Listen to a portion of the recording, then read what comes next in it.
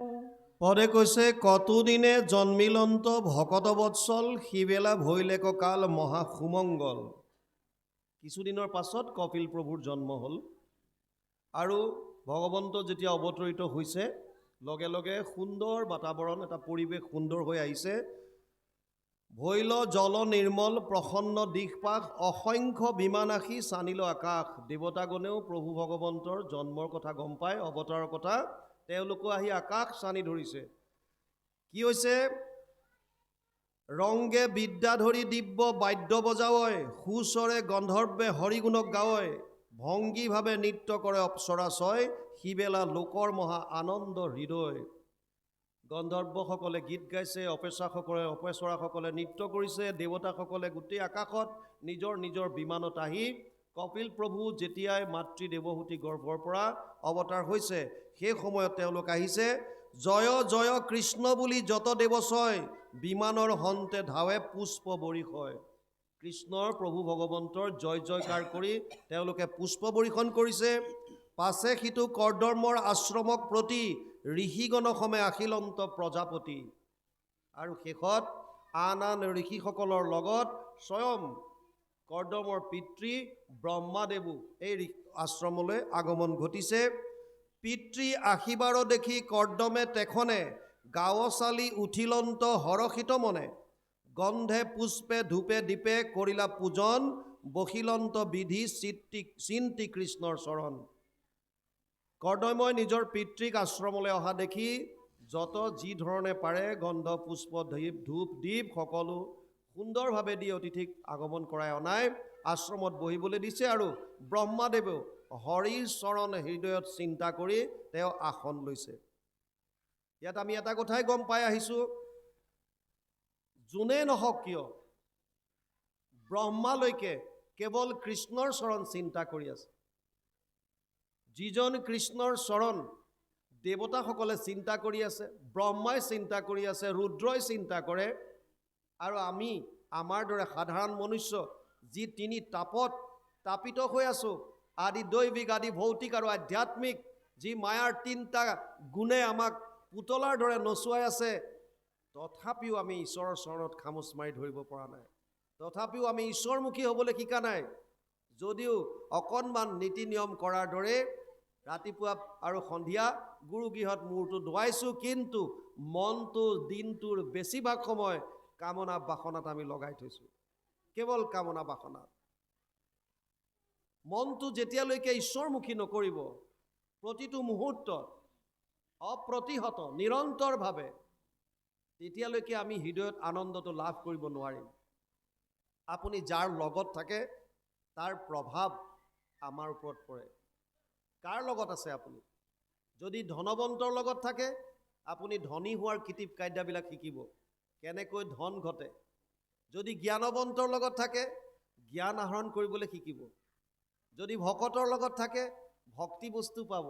আৰু যদি আনন্দৰ লগত থাকে, পৰম আনন্দৰ লগত, তেতিয়া আপুনি আনন্দ অনুভৱ কৰিব।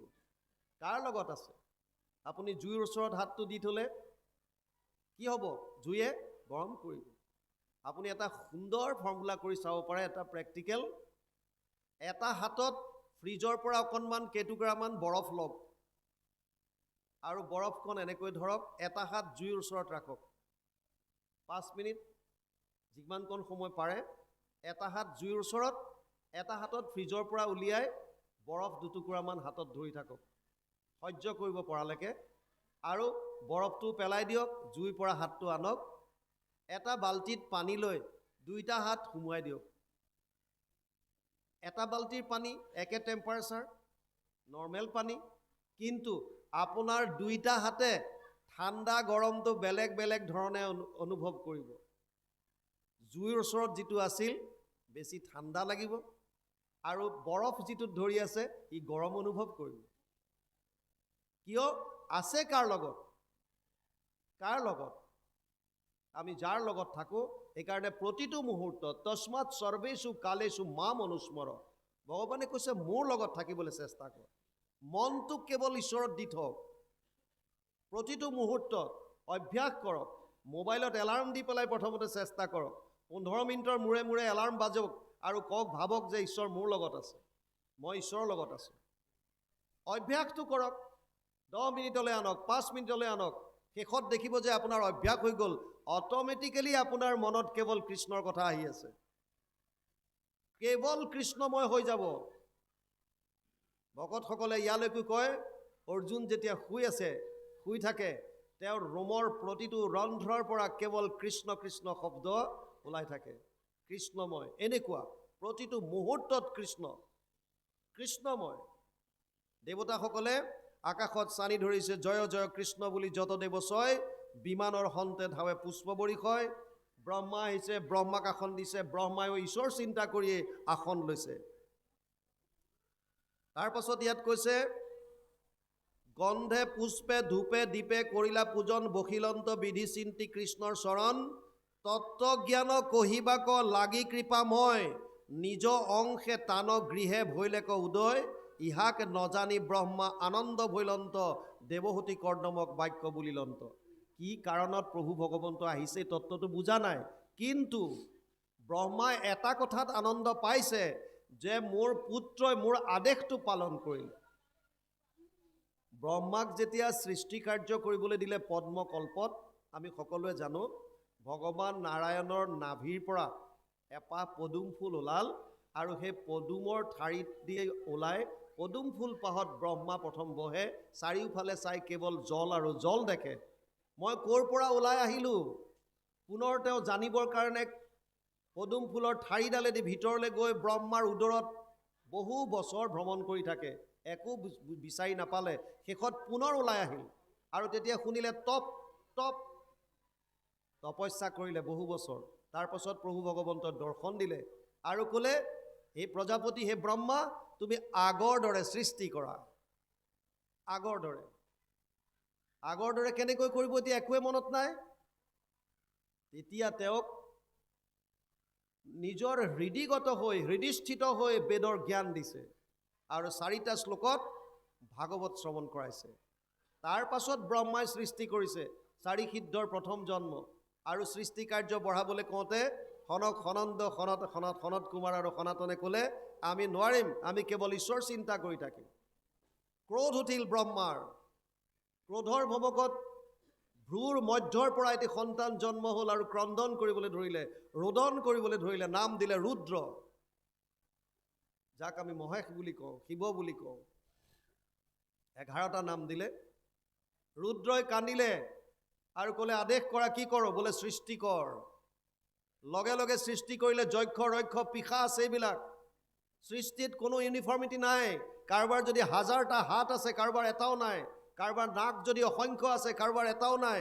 ব্ৰহ্মাই ক'লে, বন্ধ কৰ তোৰ সৃষ্টি, চব খেলি মেলি হৈ যাব, তপ কৰ যা। তপ কৰিবলৈ পঠিয়াই দিলে, আৰু তাৰ পাছতে ঋষি সমস্ত, এয়া ঋষি সমস্ত আমি যি পাইছোঁ, যাক লগত লৈ এতিয়া আহিছে, এয়া ঋষিসকলৰ সৃষ্টি কৰাইছে এই ব্ৰহ্মাই। সেইজন ব্ৰহ্মা আহিছে, তেওঁ গম পোৱা নাই যে আচলতে তেওঁ যেতিয়া পিছত কৰ্দমক সৃষ্টি কৰাৰ আদেশ দিলে, কৰ্দমও বহু বছৰ তপস্যা কৰিলে, প্ৰভু ভগৱন্তক দৰ্শন পালে, আৰু তাৰ পাছত তেওঁ সৃষ্টি কাৰ্য কৰিছে। যিয়ে নহওক, বাপেকৰ কথাটো পালন কৰাৰ কাৰণে ব্ৰহ্মাই মনত আনন্দ পাইছে। আৰু ইয়াত এতিয়া কৈছে, শুনিও কৰ্দম পুত্ৰ মোৰ পূজা যত, নিকপতে চিত্তে তাক কৰিলি সমস্ত। মোৰ যত যিমান আছে পূজা, মোক সন্মান কৰিবলগীয়া আছে, তই নিকপটভাৱে কৰিলি। কেনেকৈ? জাতো মোৰ বচনত হৃদয়ত ধৰি, প্ৰৱৰ্তিলি সৃষ্টি কৰ্মে হৰিষিত কৰি। মাক বাপেকৰ সেৱা আন একো নাই। পুত্ৰে চিন্তি লাত কৰ্ম যিটোজনে কৰে, সেহিহে উত্তম পুত্ৰ সংসাৰত তৰে। পিতেক এনেকুৱা হ'ব লাগে, শাস্ত্ৰই কৈছে, বাপেকে মনত চিন্তা কৰোঁতেই পিতেকে গম পাব লাগে, দেউতাই মই কি কৰাটো বিচাৰিছে। সেইমতে যদি কৰিব পাৰে, জাষ্ট চিন্তা কৰোঁতে, বাপেকে চিন্তা কৰিছে মাত্ৰ, পিতেকে কৰ্ম কৰি আনি দি দিলে, এজন উত্তম পুত্ৰ বুলি কৈছে। বুলিলাত আচৰয় যিটো কৰ্মগণ, সেইহে মধ্যম পুত্ৰ জানিবা ৰাজন। কওঁতে যদি মানি ল'লে, এই কামটো কৰি আহো বোপাই, সেইটো যদি মানিলে, তেতিয়াহ'লে মধ্যম পুত্ৰ বুলি কৈছে। প্ৰথমটো উত্তম উত্তম, তাৰপিছৰটো উত্তম, তাৰপিছৰটো মধ্যম। যদি কৈছে অশ্ৰদ্ধায়ে কৰে যিটো পিতৃচিন্তিলাত, পিতৃ বুলিলাত, যদি শ্ৰদ্ধা নাই মনত, ক'লে যে বজাৰৰ পৰা আগেচোন বস্তু এটা লৈ বুঢ়াটো কি কৰি থাকে, উপায় নাই, মই যাবলৈ বেলেগ ফালে ওলাইছিলোঁ, হ'লেও গৈছে, অশ্ৰদ্ধা, শ্ৰদ্ধা নাই। আৰু তাতকৈ বুলিলাটো নকৰয় যিটো পুত্ৰগণ, পাপিষ্ট অধম সিটো বিষ্ঠাতুল্য বুলি কৈছে তাক। মানে যিজনে বাপেক মাকৰ বাক্য পালন নকৰে তাক বিষ্ঠাৰ লগত তুলনা কৰিছে, পাপিষ্ট অধম বুলি শাস্ত্ৰত কৈছে। ইয়াত এতিয়া ব্ৰহ্মাই কৈছে, হে কৰ্দম, তুমি মোৰ পূজা সমস্ত কৰিলা, কেনেকৈ? যিহেতু মোৰ আদেশটো তুমি পালন কৰিলা। মই তোমাক কি কৈছিলোঁ? মাত্ৰ সৃষ্টি কৰা, কাৰণ সেই সময়ত সৃষ্টি একেবাৰে নাই, সৃষ্টি কাৰ্য বঢ়াবৰ কাৰণে কৈছে। আৰু এই কথাটো তেওঁ মানি ল'লে, সেইকাৰণে কৈছে ইয়াত, এহি মানে পুত্ৰৰ পিতৃক শুশ্ৰূষণ, গৌৰৱে ধৰয় যেবে পিতৃৰ বচন। এহি মানে পুত্ৰৰ পিতৃক শুশ্ৰূষণ, পিতৃৰ শুশ্ৰূষা সেইটোৱেই পুত্ৰসকলৰ কাৰণে, যেতিয়া তেওঁলোকে বাপেকৰ কথাটো সাদৰেৰে গৌৰৱে গ্ৰহণ কৰে। বৰ্তমান সমাজত অতি দুখৰ বিষয়, পৰিতাপৰ বিষয়, মানুহৰ মৃত্যুৰ পাছত বছৰি বছৰি শ্ৰাদ্ধ কৰা দেখা যায়, কিন্তু জীৱন্ত অৱস্থাত বুঢ়া মাক বাপেকৰ প্ৰতি আনটো দূৰৰ কথা এষাৰি মাত দিবলৈ সময় নোলায়। মোৰ ৰঙিয়াত পোষ্টিং আছিল, মই উত্তৰাখণ্ডৰ পৰা 2014ত ৰঙিয়ালৈ আহিছিলোঁ। ৰঙিয়াত পোষ্টিং থাকোঁতে নলবাৰী ৰেলৱে ষ্টেচনত এগৰাকী বৃদ্ধা মহিলাক ৰেলৱে পুলিচে উদ্ধাৰ কৰিছিল। আৰু খা খোজ কৰি গম পালে, খবৰ খাতি কৰি, দক্ষিণ ভাৰতৰ এজন চিফ জাষ্টিছৰ মাক, দক্ষিণ ভাৰতৰ এজন চিফ জাষ্টিছৰ মাকক নিজৰ পিতেকে আনি নলবাৰী এটা ৰেলৱে ষ্টেচনত, নলবাৰী ৰেলৱে ষ্টেচনত এৰি থৈ গৈছে। আৰু যদি তেনেকুৱা পুত্ৰই মৃত্যুৰ পাছত মানুহক দেখুৱাই যদি শ্ৰাদ্ধ কৰে, তেতিয়া কি লাভ হ'ব? আপোনালোকৰ কাষতে যোৰহাটত আজি এবছৰ নে দুবছৰ আগত এগৰাকী মাতৃ নিজৰ ৰুমৰ ভিতৰত মৃত্যু হৈ জহি খহি কংকালডাল আছিলগৈ, কাষতে ছোৱালী এজনী থাকে, নিজৰ গম নেপায়। এইবিলাক শিক্ষাৰ পৰা আমাৰ কি লাভ হ'ব? শিক্ষা সম্পূৰ্ণ কৰিবৰ কাৰণে 4 ধৰণৰ শিক্ষা সৰুৰে পৰা দিয়ক। 1 নম্বৰ শিক্ষা নীতি শিক্ষা, 2 নম্বৰ সামাজিক শিক্ষা, 3 নম্বৰ ব্যৱসায়িক শিক্ষা, 4 নম্বৰ আধ্যাত্মিক শিক্ষা। যদি ল'ৰা ছোৱালীক সম্পূৰ্ণ এজন আদৰ্শৱান নাগৰিক হিচাপে গঢ় দি তুলিব বিচাৰিছে, 4টা শিক্ষাত গুৰুত্ব দিয়ক। নীতি শিক্ষা,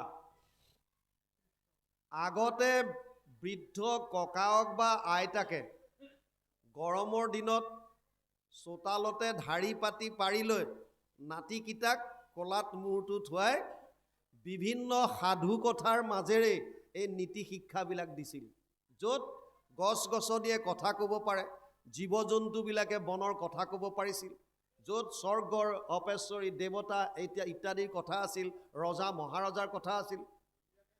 ককা আইতাৰ পৰা যিবিলাকে এইবিলাক সাধু শুনি পেলাই নীতি জ্ঞানটো লাভ কৰিছিল, ডাঙৰ হৈ তেওঁলোকে বিনা কাৰণত গছ এজোপাত ঘাপ মাৰি কাটি দিবৰ কাৰণে হাত কপে। কিয়? ককায়ে কৈছিলে গছজোপা ঘাপ মাৰি দিলে কান্দিব, তাৰ পৰা ৰস ওলায়। জীৱ হত্যা কৰিব নোৱাৰে, প্ৰত্যেকটো জীৱৰ শৰীৰত ভগৱান আছে, চবকে সমভাৱে চাবি। নীতি শিক্ষা সৰুতেই পালে। কিন্তু বৰ্তমান মই, মোৰ পত্নী আৰু ল'ৰা ছোৱালী, আমি বেলেগ হৈ গ'লোঁ। যিয়েই কাৰণত নহওক কিয়, আমালে কেতিয়াবা বহুতো বৃদ্ধ আই বাপ সমস্তই কথা পাতে আৰু কয়, বাপ এই সময়ত বৰ অকলশৰীয়া অনুভৱ কৰিছোঁ, কথা পাতিবলৈও আমাক কোনো সংগ নিদিয়ে, কাৰোবাৰ লগত এষাৰি ভাৱৰ আদান প্ৰদান কৰিবলৈ আমি মানুহ বিচাৰি নাপাওঁ। কাৰো সময় নাই, অকলশৰীয়া অনুভৱ কৰিছে। আৰু এটা ডাঙৰ বেমাৰ সেইকাৰণে আহিছে, এলজাইমাৰ বুলি কয়। এইটো বহুত বেয়াকৈ আহি আছে, কথা পাহৰে। ডিপ্ৰেশ্যনত থাকি থাকি মানুহবিলাকে এতিয়া ডাঙৰ হৈ অহাৰ পিছত, বয়স হৈ অহাৰ পিছত কথাবিলাক পাহৰিয়ে যায়, চব পাহৰে, অকলশৰীয়া অনুভৱ কৰিছোঁ। সামাজিক শিক্ষা, ল'ৰা ছোৱালীক সমাজলৈ উলিয়াই আনক। আমি ভাল দেখিছোঁ আপোনালোকৰ আজি কেইবাগৰাকী আমি ল'ৰা ছোৱালী পাইছোঁ, উলিয়াই আনক। সমাজলৈ যেতিয়া উলিয়াই আনিব, সমাজত কেনেকৈ এখন সমাজ চলিছে, কি ধৰণে কথা বতৰা কয়, কি ধৰণে উঠন বৈঠন হয়, কেনেকুৱা ধৰণৰ তাত নীতি নিয়ম, এই সমস্তবিলাক সমাজলৈ ওলাই আহোঁতে তেওঁলোকে নিজে নিজে গম পাব সমাজ এখন কেনেকৈ পৰিচালনা হৈ আছে। তৃতীয়তে ব্যৱসায়িক শিক্ষা। ব্যৱসায়িক শিক্ষাৰ কাৰণে আপোনালোকক কোৱাৰ প্ৰয়োজন নাই, কাৰণ প্ৰাইমাৰী স্কুলৰ পৰা বুলি ইউনিভাৰ্চিটিলৈকে যিমান জ্ঞান আমি আহৰণ কৰোঁ, এইবিলাক চব ব্যৱসায়িক শিক্ষা। জীৱনটো নিৰ্বাহ কৰিবৰ কাৰণে, অৰ্থ ঘটিবৰ কাৰণে আমাক এইবিলাক জ্ঞানৰ প্ৰয়োজন। কিন্তু আটাইতকৈ ডাঙৰ কথা হৈছে আধ্যাত্মিক শিক্ষা। প্ৰহ্লাদে দৈত্য শিশুসকলক কৈছে, কৌমাৰ আচৰিত প্ৰাজ্ঞ ধৰ্মান ভাগৱতানিহ দুৰ্লভম মানুষদেহ তত্ৰাপিয় ধ্ৰুৱম অৰ্থদম। কুমাৰ কালৰ পৰা ঈশ্বৰ ভক্তি কৰাৰ কথা কৈছে, কুমাৰ কালত আধ্যাত্মিক শিক্ষা লোৱাৰ কথা কৈছে। আধ্যাত্মিক শিক্ষাই আমাক তিনিটা বস্তু দিয়ে। এটা হৈছে ভাৱৰ পবিত্ৰতা, এটা হৈছে বাণীৰ পবিত্ৰতা, আৰু এটা হৈছে কৰ্মত পবিত্ৰতা। তিনিওটা বস্তুৱে আমাৰ প্ৰয়োজন। প্ৰথম হৈছে ভাৱৰ শুদ্ধতা, পিউৰিটি ইন থটছ, চিন্তা চৰ্চা শুদ্ধতা। ভাৱ যদি শুদ্ধ হয়, আপোনাৰ কৰ্ম শুদ্ধ হ'ব, কথা বতৰা শুদ্ধ হ'ব। আৰু ভাৱ শুদ্ধ কেনেকৈ হ'ব? শ্ৰৱণ কীৰ্তনৰ দ্বাৰা। যিমান শুনিব, কৰ্ণপথে ভকতৰ হিয়াত প্ৰৱেশী হৰি দুৰ্বাসনা হৰে সমস্তই। চব মলিবিলাক আঁতৰাই দিব, ভাৱ শুদ্ধ হৈ আহিব। আৰু ভাৱ শুদ্ধ হোৱাৰ দ্বিতীয়টো প্ৰচেছ হৈছে বাণীৰ শুদ্ধতা। আজি সমাজত যিমানবিলাক কাজিয়া পেচাল লাগিছে, এটা পৰিয়ালত, এখন গাঁৱত, এখন সমাজত বেছিভাগ অশান্তিৰ মূল কাৰণ হৈছে বাণীৰ অসংযমতা। বাণীত কণ্ট্ৰল নাই। কোনোবাই কিবা এটা ক'লে আমি যেন ক'বই লাগিব তাৰ ওপৰত, কথা কৈ দিওঁ। আৰু কথা কৈ দিয়াৰ কাৰণে কথা কটাকটি, তাৰপিছত গৈ কাজিয়াৰ সূত্ৰপাত। বাণীক বীণালৈ ৰূপান্তৰিত কৰিবলৈ কৈছে, সংগীতৰ উদ্ভৱ হ'ব। বাণীক যদি বীণালৈ ৰূপান্তৰিত কৰে, তেতিয়া সংগীতৰ উদ্ভৱ হ'ব, ঘণ্টা ঘণ্টা ধৰি আপোনাৰ কথা মানুহে শুনিব। কিন্তু যদি বাণীক যদি বানলৈ ৰূপান্তৰিত কৰি দিয়ে, আপোনাৰ কথাই কাৰোবাৰ অন্তৰত আঘাত দিব। গীতাত কৈছে, অনুদ্বেগকৰম বাক্যম সত্যম প্ৰিয় হিতম জয়ত। অনুদ্বেগ, আপোনাৰ বাণীয়ে কাৰো অন্তৰত উদ্বেগ প্ৰকাশ কৰিব নালাগে, কাকো আঘাত দিব নালাগে, উত্তেজিত কৰিব নালাগে। সত্য হ'লেও প্ৰিয় হ'ব লাগে। আপুনি কথা এটা সত্য কৈছে, কিন্তু শুনাজনৰ প্ৰিয় হ'ব লাগে। এজন ল'ৰা অন্ধ, আপুনি যদি কয়, ঐ অন্ধ এইফালে আহ, ই আঘাত পাব। সত্য হয়, ই অন্ধ, কিন্তু সেই বুলি আপুনি তাক অন্ধ বুলি মাতিলে সি কষ্ট পাব মনত। আপোনাৰ সত্য হ'ল বুলি যদি প্ৰিয় নহয়, তেতিয়াও গণ্ডগোল। কথাৰ ওপৰত সংযম। এখন ঘৰত এজন মানুহে সন্ধিয়া সদায় কুৰ্তি পানীকণ দি আহে, সন্ধিয়া গৰম বস্তু ভাগ, আৰু ঘৈণীয়েকৰ লগত বিভিন্ন ধৰণৰ কাজিয়াৰ সূত্ৰপাত। তেওঁ যেতিয়া দি আহে, গৰম হৈ আহে, হাতেৰেও দুৱাৰখন নোখোলে, ভৰিহে ব্যৱহাৰ কৰে, গোৰ মাৰি খোলে। মানুহগৰাকীক কোনোবাই ক'লে ওচৰতে এটা মছজিদ আছে, মৌলবীজনে বোলে পানী জাৰি দিয়ে। আৰু যেতিয়া বিপদত পৰে মানুহ, যোনে যি কয় সেইবিলাককে মানে। মৌলবীজনৰ ওচৰলৈ গ'ল আৰু ক'লেগৈ যে, শুনিছোঁ এনেকৈ আপুনি বোলে পানী জাৰি দিয়ে, আমাৰ মানুহজনে বৰ অত্যাচাৰ কৰি আছে, সন্ধিয়া সন্ধিয়া সদায় আহে, কিবা এসোপা খাই আহে, পৰিৱেশ নষ্ট, মোৰ সৈতে কাজিয়া কৰে, ল'ৰা ছোৱালীকেইটাৰ পঢ়া শুনা চব শেষ হৈ গ'ল, কিবা এটা কৰক আপুনি। বোলে মই পানী চানী জাৰিব নাজানো নহয়। কোনে ক'লে? বোলে খবৰ পাই আহিছোঁ, আপুনিতো ক'বই নাজানো বুলি, কিন্তু আপুনি দিবই লাগিব, মোৰ ঘৰখন উদ্ধাৰ কৰক। খুব যেতিয়া জোৰকৈ লাগিল, বোলে ঠিক আছে মই পানী জাৰি থ'ম, তুমি কাইলৈ লৈ যাবা। কাইলৈ আহি পেলাই লৈ যাবা। পিছদিনা মানুহগৰাকী গ'ল আৰু বটল এটাত পানী জাৰি থৈ দিছে, মানুহগৰাকীক দিলে, কিন্তু ক'লে যে ইয়াৰ ব্যৱহাৰটোৰ বিষয়ে অকণ বুজি লোৱা। বোলে কি, যেতিয়াই সন্ধিয়া মানুহজনে আহিব গৰম হৈ আৰু দুৱাৰত যেতিয়া গোৰ মাৰিব, লগে লগে তুমি বটলটো খুলি পেলাই এক ঢোক পানী মুখত ল'বা। কিন্তু সাৱধান কৰি শুনাই দিছোঁ, যাতে তাৰ এক বিন্দু ভিতৰলৈ নাযায় আৰু যাতে এটোপালো বাহিৰত নপৰে। যেতিয়ালৈকে গালি পাৰি থাকে তেতিয়ালৈকে পানীখিনি যাতে তোমাৰ মুখত থাকে। আৰু আইগৰাকীয়ে ভাবিছে মন্ত্ৰপুত পানী, গতিকেতো তেনেকৈ মানিবই লাগিব যেনেকৈ দিছে। মানুহজনে দুৱাৰত গোৰ মৰাৰ লগে লগে বটল খুলি পানী ল'লে। মানুহজনে গালি পাৰি আছে, ইফালেতো আৱাজ নাই। তেওঁ ভাবিছে বেলেগৰ ঘৰত সোমালো নেকি আজি। আনদিনাতো গোৰ মৰাৰ লগে লগে সিফালৰ পৰা আহিয়ে যায়, আজি মাত বোল নাই। গ'ল সেইদিনা তেনেকৈ, দ্বিতীয় দিনাও তেনেকৈ, এসপ্তাহ সেইটো প্ৰক্ৰিয়া চলিল। মানুহজনে ভাবিলে শেষত মই কি ভুল কৰি আছোঁ, সদায় সদায় মই পানী সোপা খাই আহোঁ আৰু মানুহগৰাকীক গালি পাৰোঁ, কিন্তু সিফালৰ পৰা দেখোন একোৱে মাত বোল নাই। সিফালৰ পৰা কেনেকৈ মাতিব, জাৰি দিয়া পানী লৈ থৈছে মুখত। 8 দিনৰ দিনা মানুহজনৰ অনুশোচনা হ'ল আৰু তেওঁ সন্ধিয়া সময়ত কোনো ধৰণৰ ড্ৰিংকছ নকৰাকৈ সন্ধিয়া আহিছে আৰু ল'ৰা ছোৱালীকেইটাৰ পঢ়াৰ টেবুলত গৈ পঢ়াবলৈ ধৰিলে। মানুহগৰাকীয়ে মনত বিৰাট আনন্দ পাইছে। পিছদিনা ৰাতিপুৱাই দৌৰ মাৰিছে মৌলবীৰ ওচৰলৈ আৰু কৈছে, আপুনি যিখন পানী জাৰি দিলে বিৰাট ক্ৰিয়া কৰিছে নহয়, আমাৰ মানুহজন একেবাৰে ভাল হৈ গ'ল। কালি সন্ধিয়া আমাৰ সোনকালে আহিছে, তেওঁ অকণমানো একো খাই অহা নাই, ল'ৰা ছোৱালীকেইটাক পঢ়াইছে। কিয়? কি জাৰি দিছিলে পানীটো? পানীত একো জাৰি দিয়া নাই, সুদা পানী। মাত্ৰ অভ্যাস কৰিবলৈ শিকালে যে যেতিয়া তেওঁ গালি পাৰিব তোমাৰ মুখখন বন্ধ ৰাখিবা। পানীৰ সংযম। আমাৰ তাত আকৌ শাহু বোৱাৰীৰ মাজত মাজে মাজে লাগি থাকে, আপোনালোকৰ এইফালে তেনেকুৱা নহয় চাগে। এবাৰ বোৱাৰীয়েকে ভাত বনাই বাঢ়ি দিলে, শাহুৱেকে ভাতকেইটা খাওঁতে তাত শিলগুটি এটা পালে। লগে লগে বোৱাৰীয়েকক কৈছে, বোৱাৰী, ভগৱানে চকু দুটা দিয়া নাই, ভালকৈ চাউলকেইটা বাছি ল'ব নোৱাৰিলি। বোৱাৰীগৰাকীও কম নাছিল, গতিকে কৈছে, বাৰু মোক বাৰু দুটা চকু দিলে, মই বাৰু নেদেখিলোৱে। আপোনাক ভগৱানে 32টা দাঁত দিয়া নাই, সৰু শিলগুটি এটা চুবাই খাব নোৱাৰে? লাগিলে। বাণীৰ সংযম। আধ্যাত্মিক জ্ঞানে দুটা বস্তু দিছে, প্ৰথম 3টাৰ এটা দিছে ভাৱৰ শুদ্ধতা, দ্বিতীয়টা আহিল বাণী, আৰু তৃতীয় হৈছে কৰ্মৰ পবিত্ৰতা। ভাৱ যেতিয়া শুদ্ধ হ'ব, আপোনাৰ যেতিয়া ভাল ভাল কথা মনলৈ চিন্তা আহিব, তেতিয়া আপুনি যিটো কৰ্ম কৰিব দহৰ কল্যাণ কৰিব, ভালৰ কাৰণে কৰিব। ভক্তি আৰু কি আছে? অহম সৰ্বেষু ভূতেষু ভূতাত্মানম অৱস্থিত সদা তম অৱজ্ঞায় মাম মূৰ্ত কুৰুতে অৰ্চ বিৰম্বনম। কপিলে দেৱহূতিক কৈছে, কি বুলি কৈছে? মা, মই সমস্ত ভূতত ব্যাপ্ত হৈ আছোঁ। অহম সৰ্বেষু ভূতেষু ভূতাত্মানম অৱস্থিত সদা।